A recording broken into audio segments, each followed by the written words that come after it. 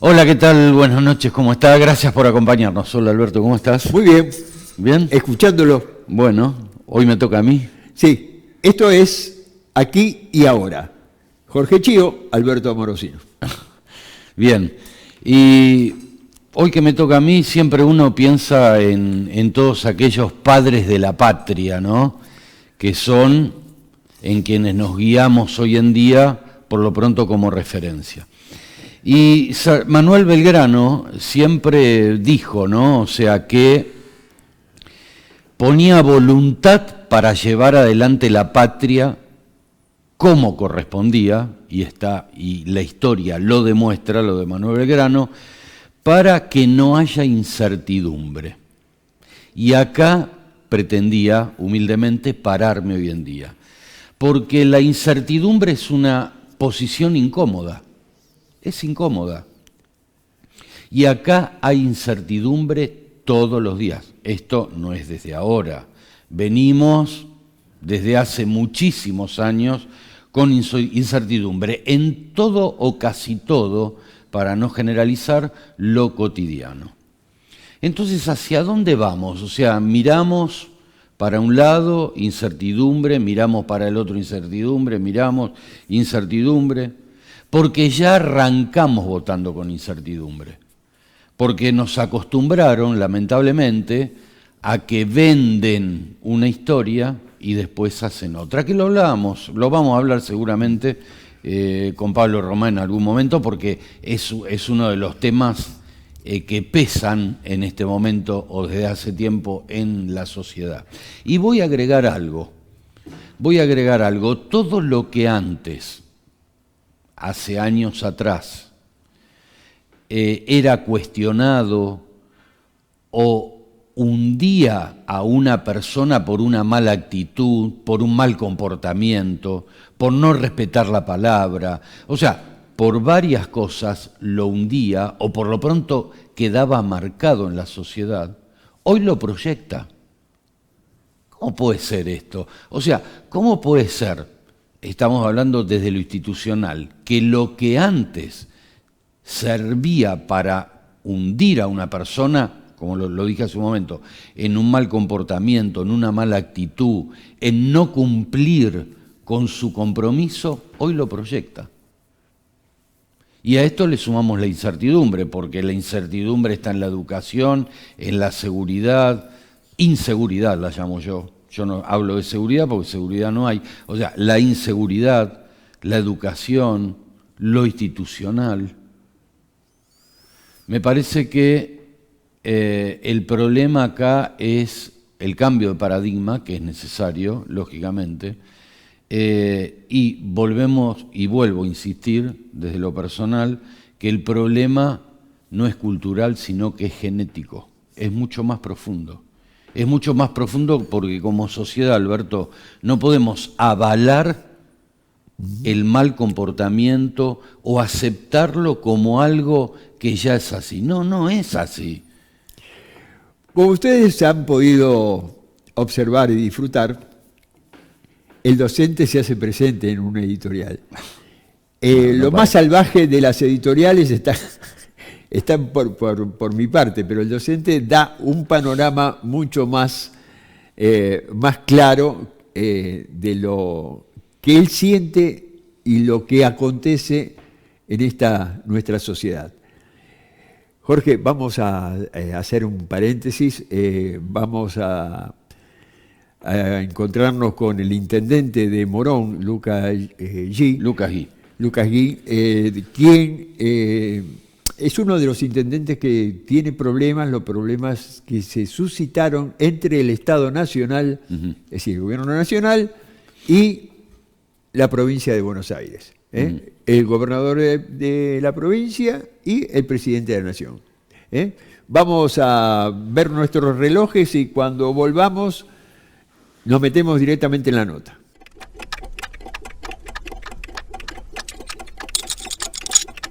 Bueno, Jorge, evidentemente la provincia de Buenos Aires y el gobierno nacional siempre están, desde hace varias semanas, en una confrontación que yo no la entiendo mucho. Vos sos un hombre que conocés muy bien lo que pasa en las intendencias de la provincia de Buenos Aires, donde le van a sacar la posibilidad de, reitero, cada intendente es un gobernador, digo, la posibilidad de que puedan tener fondos propios. ¿Cómo es esto? Todo esto comenzó con el cobro de los municipios a la tasa, diríamos, de la luz, de la vía pública. Después no nos olvidemos que en Edesur y Edenor venía, todos pagábamos dinero que iba a la provincia de Santa Cruz. O sea, esto viene desde hace muchísimo tiempo, Alberto, esto de cobrar en impuestos o en servicios. Tasas de los municipios, viene desde hace muchísimo tiempo, ¿no? Lucas allí es el intendente de Morón, está allí. Gracias, intendente, por atendernos. Sé que está en camino a encontrarse con unos vecinos para precisamente, no sé si hablar sobre este tema, pero la inquietud no es solamente de usted, debe ser también de los vecinos, porque, a ver, ¿quién va a cobrarle a quién? ¿Qué tal, Alberto? Un gusto escucharlo. ¿Cómo les va? Buen día, gracias por el espacio. Por favor.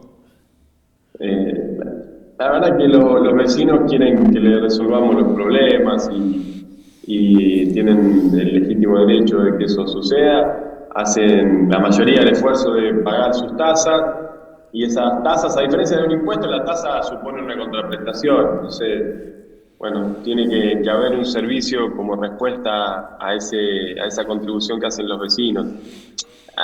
Se ha suscitado una discusión que en primer lugar está mal dada porque se impone de un día para el otro, medio precipitado, sin que exista ninguna posibilidad de diálogo y resiente algo que más allá de nuestro caso en Morón en particular, nosotros no tenemos tasas que cobremos a través de la liquidación de servicios públicos.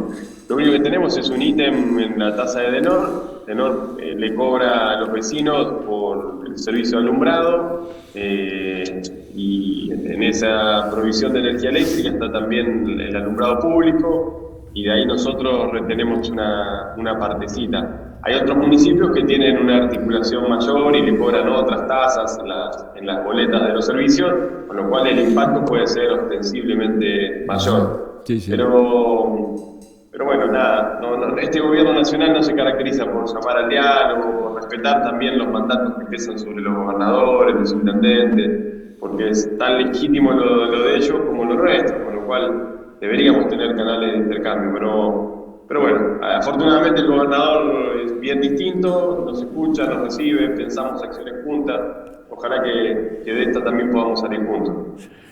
Bueno, pero la cuestión es clara. A ver, si ustedes no recaudan, yo por eso insisto y hablo mucho con Jorge sobre esto, ustedes son los gobernadores de una población que deben asistirlos constantemente. Esa población, si ustedes la asisten, les va a pagar el impuesto que sea necesario. Pero si le quitan a ustedes la posibilidad de recaudar, en definitiva, ni hospitales, ni educación, ni seguridad van a tener los fondos necesarios. Eso es así. Pareciera que hay un propósito de afectar, ¿no?, las cuentas municipales, de generar algún tipo de financiamiento, o sea, alguna animosidad política. Pero bueno, nada, los vecinos tienen que saber que en nuestro caso el gobierno tiene como prioridad seguir atendiendo las demandas y pensaremos qué medidas tomar para que los recursos que teníamos comprometidos no se vean afectados y las obras en curso no se interrumpan. Las obras nacionales están todas interrumpidas porque el Estado decidió desconocer su obligación en la materia. Pero la verdad es que no pareciera ser el mejor de los caminos permitir un blanqueo de las características que se está llevando adelante sin que nadie tenga que pagar lo que blanquean. Nada de concepto de IVA, bienes personales, ganancias, impuesto al débito, nada. Y la solución sea para mantener el equilibrio fiscal, resentir las arcas de los municipios, que en definitiva lo que hacemos es tratar de atender la demanda de nuestro pueblo. Pero bueno, son las reglas de la democracia y habrá que saber administrarlas. Esto a mí por lo menos me lleva a la historia del medioevo, donde el señor cobraba los impuestos a los de abajo y los de arriba seguían con sus fiestas en distintos castillos sin pagar absolutamente nada. Y tiene alguna reminiscencia, sí. Bastante. Hay un orden de prioridades bastante particular, ¿no? Porque hay moratoria, hay blanqueo en condiciones absolutamente favorables para quienes no pagaron ningún tipo de impuesto durante muchos años, jugaron al exterior los activos y al mismo tiempo se corta la obra pública, se deja de garantizar medicamentos oncológicos, se quieren revocar pensiones de discapacidad, se dejan de construir escuelas, centros de salud, rutas, pero uno no lo entiende, ¿no? Yo no dejo de salir del asombro, pero bueno, es la etapa en la que nos toca. Siempre supimos que iba a ser un desafío esta convivencia y vaya si lo está haciendo. Me parece que el mayor y el mejor esfuerzo que tenemos que hacer los que gobernamos nuestros distritos es hablarle con claridad a nuestros vecinos y decirles que así como a nivel nacional se votó esto, a nivel local, a mí no me pidieron menos educación, menos salud, menos deporte, menos infraestructura, me pidieron más. Y por eso nos renovaron el voto de confianza. Bueno, eso implica tomar las decisiones que hay que tomar. Hola Lucas, ¿qué tal? ¿Cómo estás? Jorge Chío soy. Nos veíamos seguido en el viejo multicanal, en el noticiero de Cablevisión Oeste, cuando estaba en Ramos Mejía. ¿Qué tal? ¿Cómo estás? Digo esto, Lucas. Bien, un gusto saludarte. Igualmente, le llamo a los municipios mini estados, ¿no? O sea, y recién hablaste de etapas.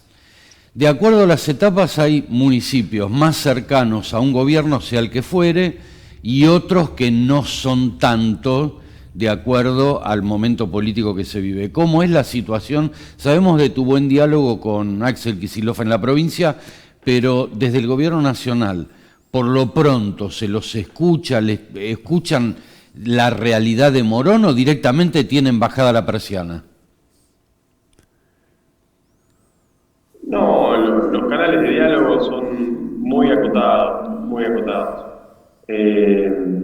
Distinto es obvio con la provincia, pero yo tengo diálogo con Guillermo Franco, bueno, ahora en estos últimos días algo interrumpido por su afección de salud y no mucho más.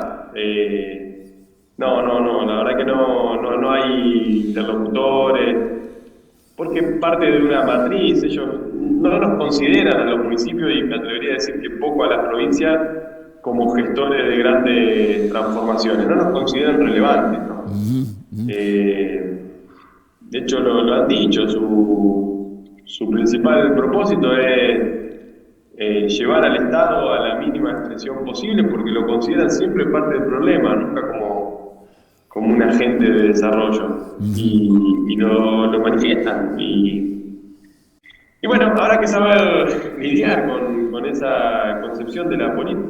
Bueno, la política, esa concepción de la política ha puesto al jefe de gabinete en una situación, bueno, por su enfermedad, pero ya se está preanunciando, mientras se congeló la imagen del intendente, ya se está preanunciando que posiblemente Patricia Bullrich quiera ese lugar.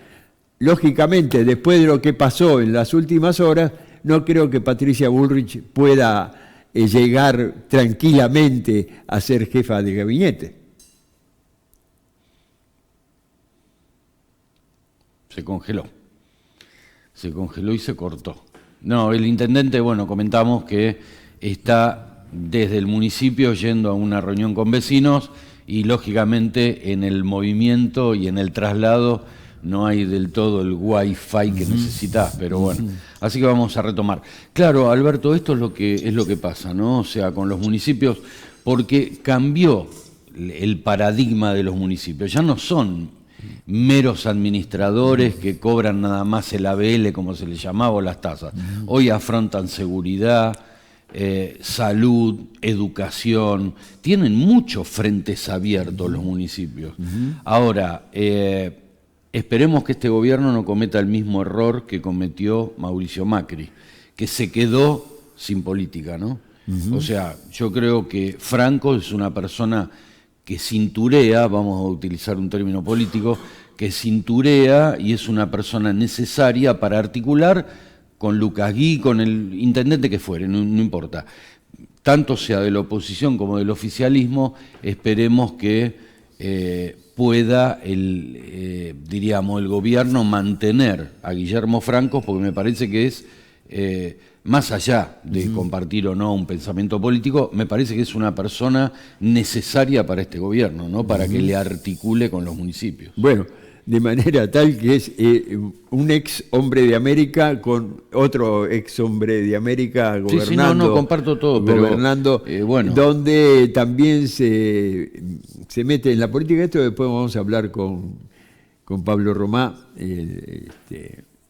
referente a lo que está pasando ante esta posibilidad que hay de que nuevamente Patricia Bullrich quiera ocupar un lugar que no creo que esté capacitada, por lo menos políticamente hablando, de asumir, ¿no? Bueno, vamos a hacer una cosa, nos pasamos unos minutos, pero vamos a vender, vamos a vender y cuando volvamos nos metemos en esta profundidad de la provincia de Buenos Aires y también del país, qué es lo que está sucediendo, porque, lo reitero, las elecciones parecen que están lejos, pero están muy cerca, y la política está muy nerviosa con este tema. Vamos a vender.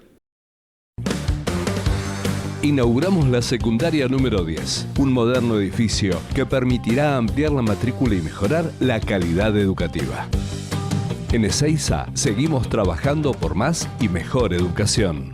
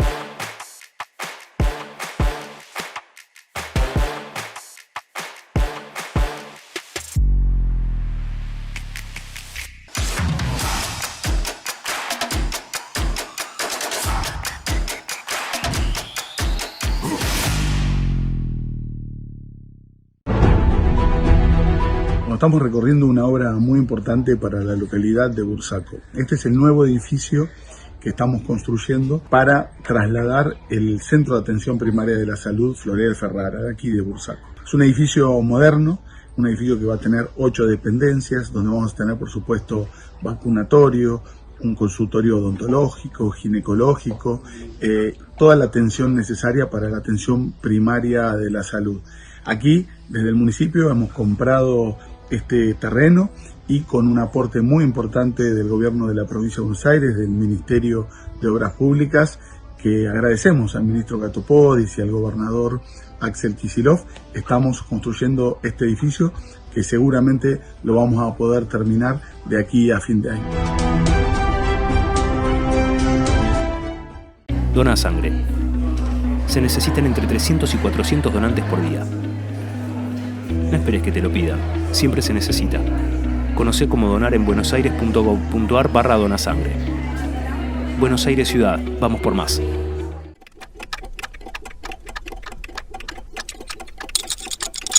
ANDAR, Obra Social de Viajantes Vendedores de la República Argentina. Planes de salud para empleados en relación de dependencia, monotributistas y particulares. Solicita un asesor comercial al 0810-345-0184.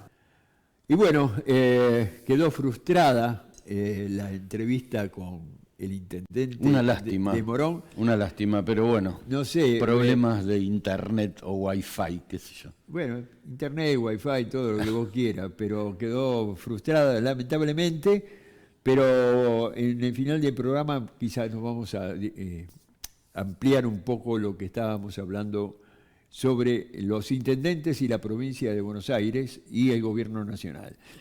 Nos vamos a meter de lleno con un amigo, yo por lo menos lo considero, decir amigo es muy difícil, pero un hombre que uno tiene cierta cercanía en el pensamiento, en el análisis. Pablo Romá, sociólogo, docente. ¿Cómo estás? ¿Qué tal, Alberto? ¿Cómo les va? Muy bien. ¿Todo bien? Sí, muy bien, muy bien. Estábamos hablando fuera de cámara lo que sucede en las universidades del Gran Buenos Aires. En este caso, la Universidad de La Matanza, que es una universidad que evidentemente trabaja y mucho, donde vos precisamente das clases. Sí, soy docente en la Universidad de La Matanza y también en la Facultad de Ciencias Sociales de la UBA.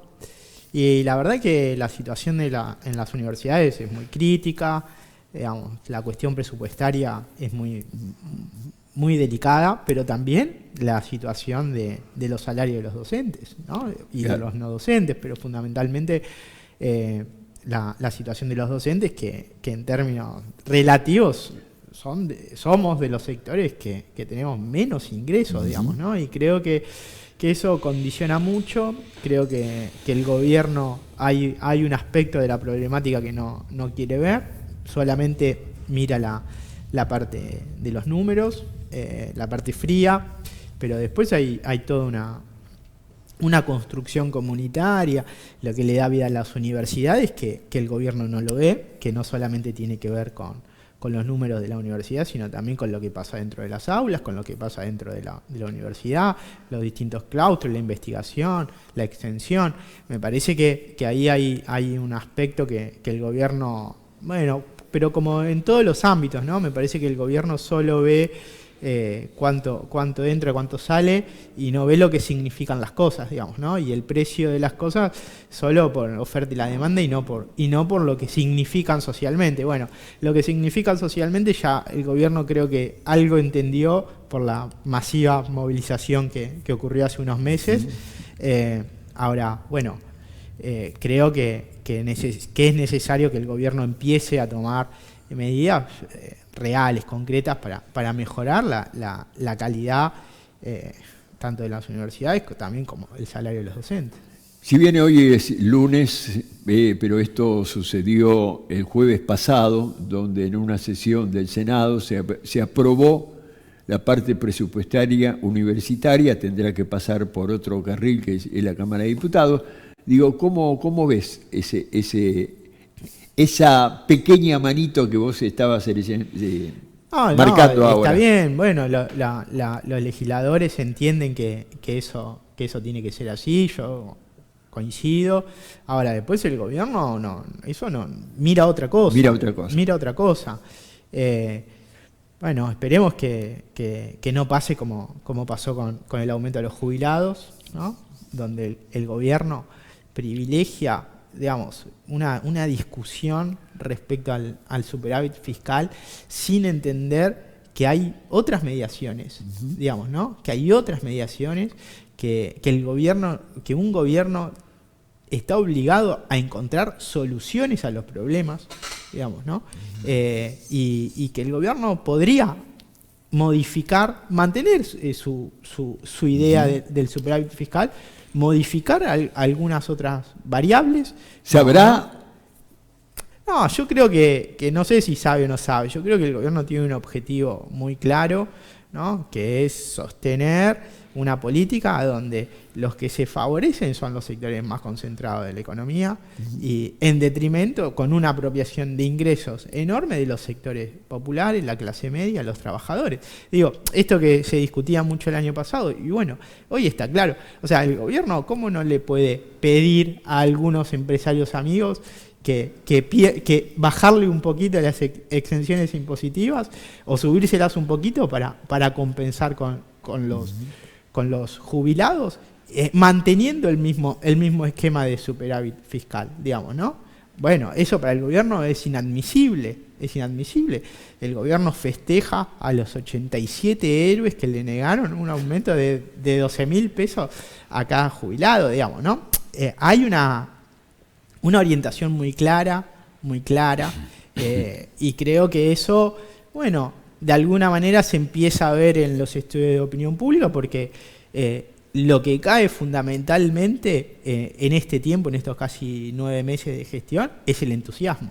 O sea, ese entusiasmo inicial que había en términos de confianza, de imagen del presidente Milei, hoy no es que hay un quiebre, pero hay una transición hacia una posición mucho más expectante, donde el entusiasmo empieza a caer, digamos, ¿no? Aquellos que tenían mucha confianza en el gobierno hoy empiezan a tener poca confianza. Aquellos que tenían una muy buena imagen de Milei hoy empiezan a tener buena o regular, digamos, ¿no? Nosotros Pablo, disculpa, ¿sí? O sea que baja la esperanza también.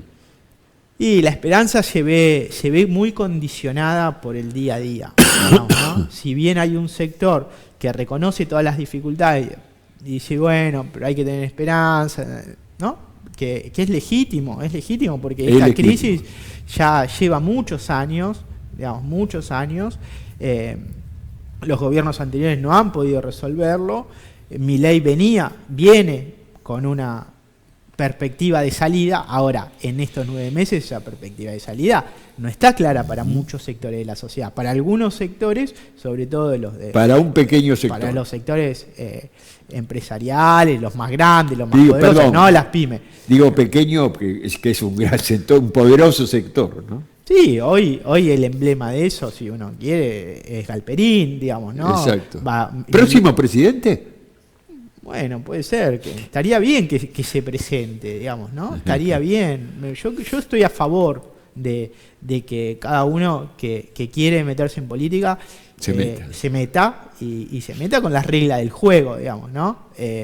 Después, el problema es cuando vos querés estar de los dos lados del mostrador. Y ahí me parece que ahí empieza a haber problemas e inconsistencias. Pero si Galperín o cualquier otro empresario como Trump, digamos, ¿no? Sí. Quiere meterse en política, y bueno, está muy bien que la gente lo elija. El problema es cuando se meten en política, por atrás, ¿no? Por atrás. Y eso me parece que es un problema. Ahora, en la provincia de Buenos Aires, vos investigás constantemente qué es lo que está pasando en la provincia de Buenos Aires, y reitero el tema de las próximas elecciones, las llamadas elecciones de término. ¿Qué sucede ahí? Porque te presentan tantos panoramas que uno tiene que sopesar qué es lo que está sucediendo. Yo lo que vemos, por lo menos yo lo que veo es que la provincia de Buenos Aires, que ellos con todo respeto, el gobierno nacional dice que está arrasando Karina Milei y Esper y Santilli. Y yo modestamente, ¿qué quiere que les diga?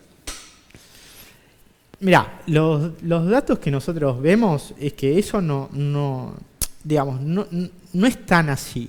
Digamos, a ver, nosotros no hacemos la pregunta que hace el gobierno, digamos, ¿no? O que le interesa al gobierno. Nosotros venimos analizando un poco desde otro lugar. Primero porque creo que para la gente hoy la elección está lejos, para la política está muy cerca, para la gente está lejos. La gente hoy tiene otras preocupaciones, que es el día a día, llegar a fin de mes. A diciembre. ¿No? Y pasa un poco por ahí.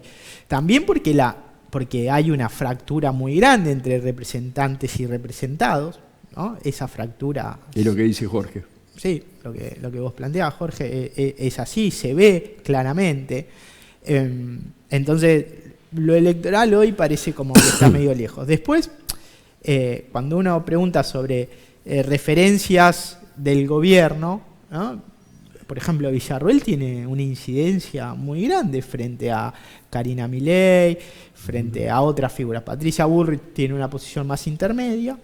Y después a los que tienen una representación muy, muy baja son aquellos que están llevando adelante el ajuste, digamos, ¿no? El ministro de Economía, Toto Caputo, que Milei decía hace unos meses, es un rockstar, le piden fotos, bueno, se cayeron las estrellas. Eso en el conurbano no se ve.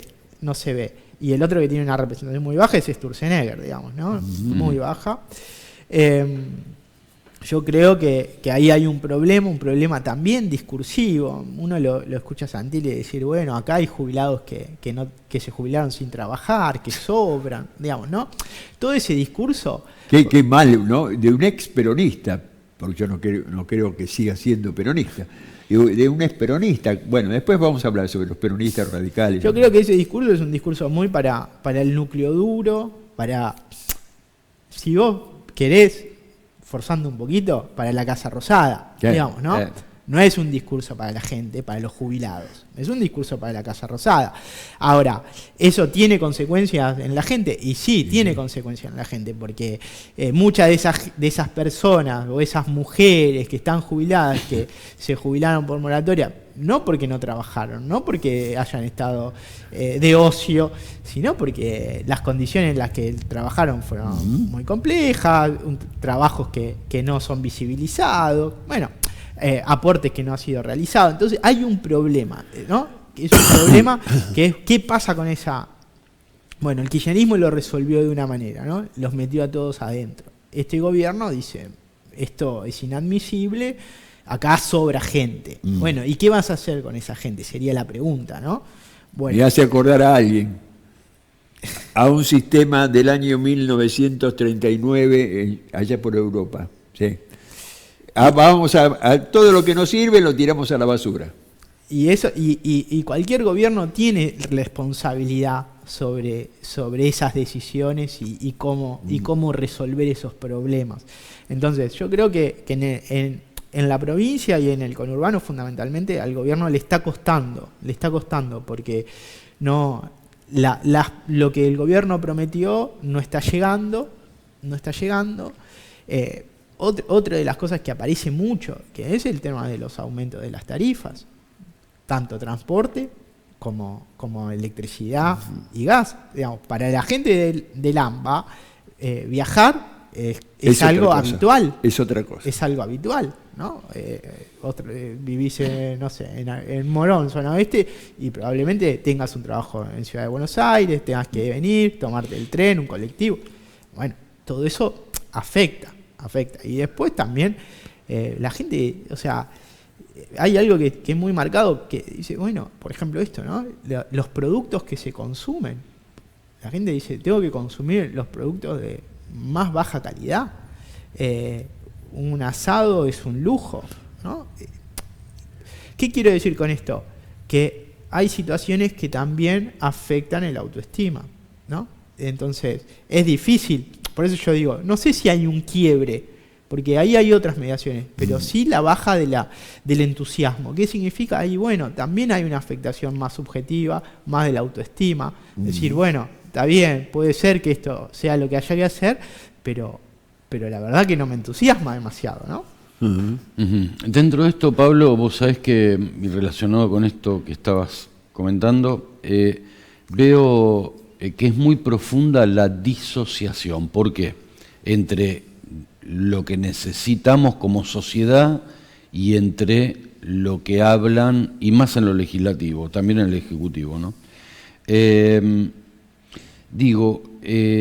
¿Cómo puede ser que se dé esta distancia tan grande y que como ciudadanos, o sea, nosotros parados del otro lado, que somos actores sociales sin poder de decisión, cómo vemos que ellos viven haciendo puestas en escena? Pues son todas puestas en escena. O sea, las sesiones en diputados y en Senado, no quiero subestimar, pero son puestas en escena. Entonces votan, después se veta, ahora se vota otra vez, como decía Alberto, ahora se veta, se va a vetar. O sea, esto es así. Entonces son puestas en escena, pero nada que esté de cara a los actores sociales sin poder de decisión, digo, ¿no? Sí, yo creo que por un lado tiene que ver con esta lógica de representantes y representados, digamos, ¿no? Donde la política la hacen los políticos, ¿no? Y eso es una naturalización enorme, como un poco lo que vos decís, nosotros no tenemos capacidad de decisión, no la tenemos porque no queremos, digamos, ¿no? O no la sabemos utilizar. O no la sabemos utilizar. Aprovechar. O es más difícil, digamos, ¿no? Porque tendríamos que ponernos de acuerdo los tres, tendríamos que decidir qué hacemos, ¿no? Hacia dónde vamos, qué queremos. Es más difícil, ¿sí? Pero yo creo que hay una naturalización ahí de que la política lo hacen los políticos y que solamente lo que valida es la elección, ¿no? Y ahí hay una situación muy compleja. Ese es o sea, ahí viene el punto. ¿Viste? O sea, muy compleja. Cambiar de paradigma, cambiar la genética. Tal cual. Le han naturalizado que la única forma que tiene para hacer política es votar cada 2 años. Bueno, está bien, es la regla del juego democrático. Ahora, también la democracia conlleva otras formas de participación. Nadie las promueve. No, en general, o muy a un compromiso, ¿no? Compromiso. Muy poco las promueve. Sí, sí. Y yo creo que ahí es parte de esa tensión, parte de ese problema. Y después me parece que también frente a cierto rasgo de insensibilidad hay una paralización de la sociedad, digamos, ¿no? Porque el gobierno no puede festejar un número en detrimento de millones de personas. Digo, uno lo piensa y está como muy naturalizado, digamos, ¿no? La gente no es un número, la gente tiene necesidades, tiene sentimientos, tiene sueños, esperanzas, digamos, ¿no? Y el gobierno no puede decir, yo festejo el superávit fiscal, que es un número, frente al padecimiento de millones, de miles de jubilados, millones. Digo, hay una situación que es muy compleja, muy delicada, y que eso, para mí, cualquier gobierno debería ser más sensible a esa situación. Bueno, este gobierno... No, pero bueno, es un Fórmula 1 lanzado a 350 kilómetros por hora que no ve la curva. Porque es un auto que no está preparado para competir. A ver, ¿cuál es la figura que quiero mostrar? Este gobierno todavía no tiene armado su propio equipo gubernamental. No lo tiene definido. Le falta gente, le falta cerebro, con todo respeto. Le falta cerebro, le falta acción política, le falta conocimiento político, con diputados y algunos senadores que no estaban preparados para estar en una banca, que son solamente levantamanos por orden del gobierno nacional. A ver, yo quiero que todo el mundo, y un poco lo que hablaba Pablo, que esta crisis que venimos, que viene de años, pudiera tener un final, se terminara, coordináramos con Brasil, coordináramos con el mundo, a ver de qué manera podemos renacer en la República Argentina. No me hablen más de litio, no me hablen más de pavadas que llenan los bolsillos de otros y que el pueblo queda muerto de hambre. Esta es la realidad. Sí. Por lo menos lo que yo pienso, perdón. No, yo creo que, digamos, hay una demanda de la sociedad que es real, que es que las cuentas tienen que estar ordenadas. Eso es así, digamos, ¿sí? ¿No? Ahora, eso no implica, no necesariamente implica que eso se tiene que dar sobre el detrimento de sectores mayoritarios de la sociedad.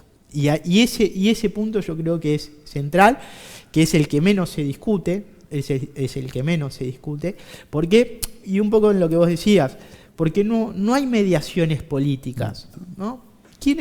Uno mira y lo escucha al presidente y dice, bueno, acá hay un triángulo de hierro, soy yo, es mi hermana y es Santiago Caputo, y las decisiones se toman ahí, digamos, ¿no? Y no hay formas de mediar soluciones, ¿no? Pareciera una tontería, pero lo que, digo, en términos de este razonamiento, ¿no? Lo que sucedió con esa nena que gasea en la marcha. Sí. Ahora, yo me pregunto, ¿no hay otra forma de resolverlo? Claro. Y si nosotros nos ponemos 2 minutos a pensar, vamos a encontrar 5 formas de resolverlo, seguramente, antes de tirarle un... Y eso me parece que es lo que el gobierno no puede, digo, como representación de la política, no puede encontrar mediaciones que no terminen en ese resultado. Pero digamos, ¿cómo vas a querer esto si no tenés gente de la política haciendo política? Bueno, yo creo que el gobierno, es cierto, no tiene propios, o los propios que tiene es gente que no tiene mucha experiencia. Ahora, tiene al PRO y a un sector de los radicales, que es gente que sabe, conoce, digo, y que no es ingenua en política. Para nada. Y con eso el gobierno me parece que va avanzando en su proyecto. Pero yo creo que el gobierno necesita encontrar mediaciones, necesita encontrar salidas intermedias sin ir a fondo en todas. Digo, porque el gobierno, ¿cómo resuelve todo? Yendo a fondo, polarizando, chocando. Y a veces no tenés que chocar, y a veces tenés que hacer una pequeña curvita, frenar un poquitito. ¿Viste? Porque cuando vas a fondo en todas, y bueno, es complejo, es difícil.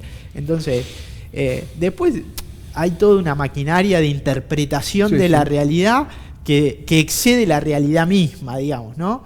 Pero me parece que ahí el gobierno tiene que repensar un poquito formas de bajar los niveles de confrontación y tratar de incluir un poquito a sectores. El gobierno no puede festejar que no le da un aumento de 12.000 pesos a los jubilados. Digo, no lo puede festejar.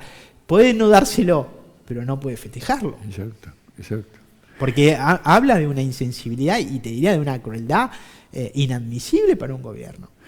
Vos sabés que la semana pasada, y ustedes lo recuerdan, hubo un dirigente radical aquí, un hombre de derechos humanos, que está muy metido en la convención radical y ya nos anticipaba lo que podría pasar con los díscolos de la Unión Cívica Radical y lo que podría llevar a cabo la convención.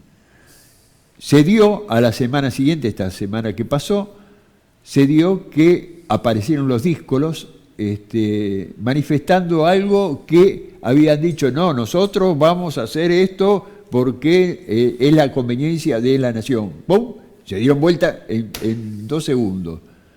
¿Qué pasa con eso?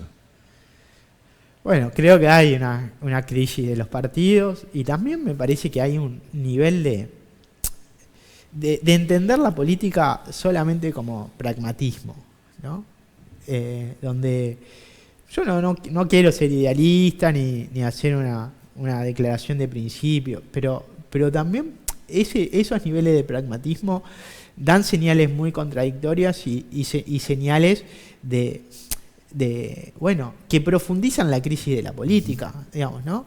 ¿Por qué la crisis de la política? Porque algo que yo vengo viendo y que me parece que es de las asimetrías que menos tienen aceptación en la sociedad, es que un político pueda decir una cosa y hacer completamente la contraria, ¿no? Y eso agranda la distancia en esta brecha de representantes y representados.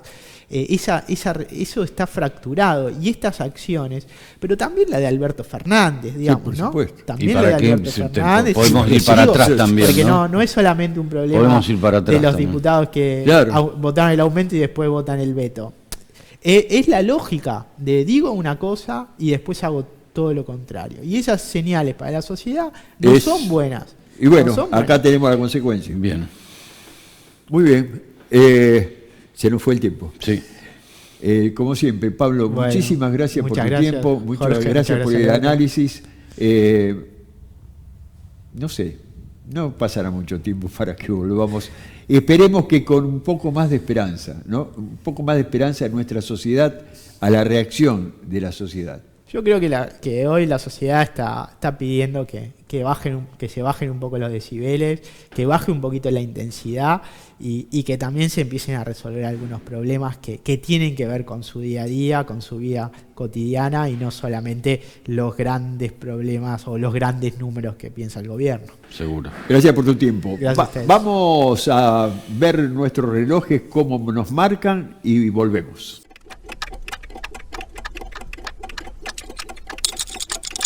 Bueno, se frustró lo del intendente, dijo, no se frustró, dijo, preguntamos y recibimos la respuesta más o menos de lo que está sucediendo, lo que va a seguir sucediendo hasta que no se defina qué es lo que va a suceder, valga la redundancia, entre el gobierno nacional y la provincia de Buenos Aires.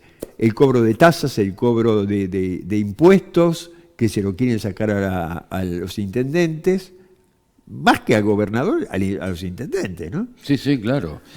Y ¿por qué esta pelea? Son desafíos, viste, que afrontan estos mini estados, ¿no? Sí, como yo le digo, son gobernadores de su localidad. Tal cual. Vos fíjate que hay un distrito en el conurbano que casi tiene la importancia de la Patagonia, ¿no? Que es La Matanza.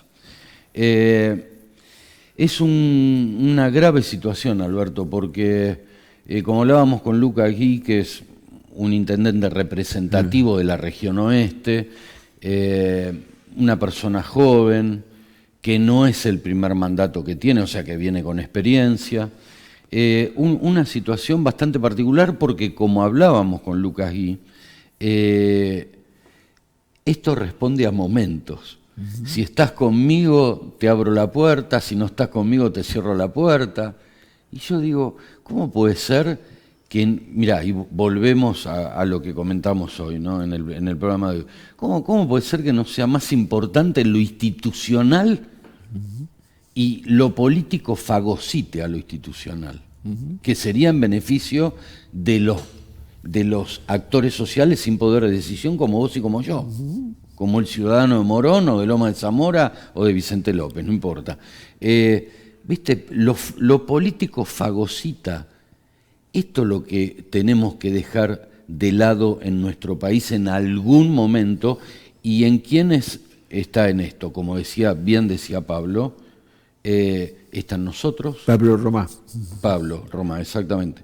Están nosotros, pero también están ellos. Nosotros tenemos nuestra cuota aparte, como las sociedades anónimas, ¿no? Cuota aparte. Ahora, ellos también tienen que cambiar el chip de la genética, porque este formato, que se repita estando en la izquierda, en el centro, en la derecha, no va más esto. Este tipo de formato en el cual se viene instalando desde hace mucho tiempo. No va más este formato. Bueno, no va más el sistema económico, no va más el sistema político. ¿Qué hacemos? Comprometernos. Bueno, si nos comprometemos, alguien va a decir que ustedes tienen un megáfono revolucionario. No.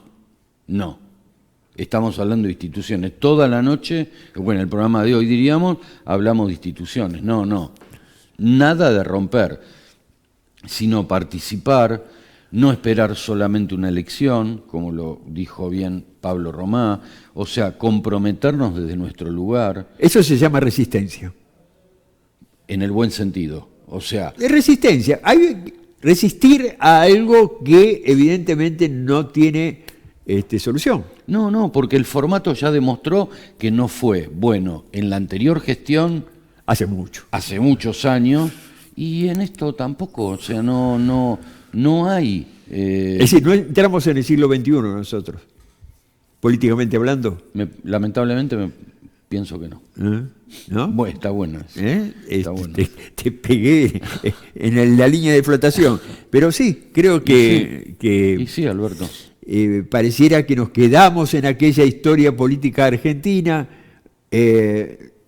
entramos, pareciera ser en el siglo XXI, pero la pandemia, van a decir, la pandemia nos paró, pero seguimos sin estar en el sistema. Es decir, cada vez nos vamos más allá del sistema.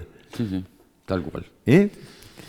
Bueno, señor, nos estamos viendo. Bueno, muchísimas gracias por tu tiempo. Nosotros estamos mirando nuestros relojes para no pasarnos de los tiempos que son evidentemente necesarios para que el canal esté contento y ustedes también. Gracias por dejarnos entrar en su hogar para tratar temas como estos que evidentemente nos tienen que interesar a todos.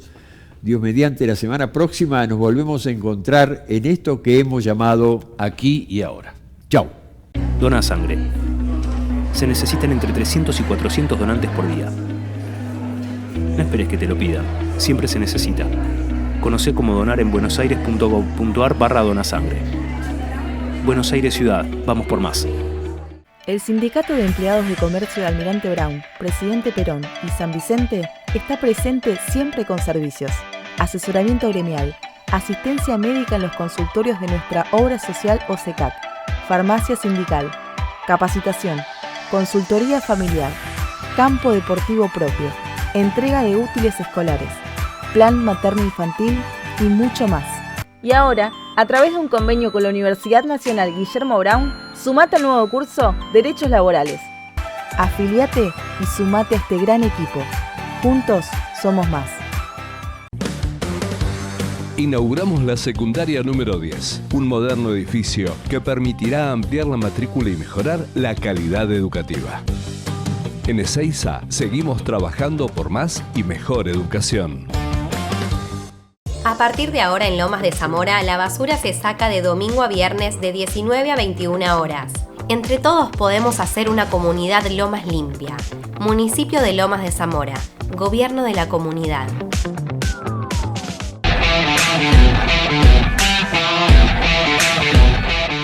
Soy Ramírez María y pertenezco a la Policía de San Vicente. Siendo policía, todos los días son diferentes, porque te enfrentás a nuevos desafíos. Te brinda oportunidades para tu crecimiento personal y profesional a través de capacitaciones.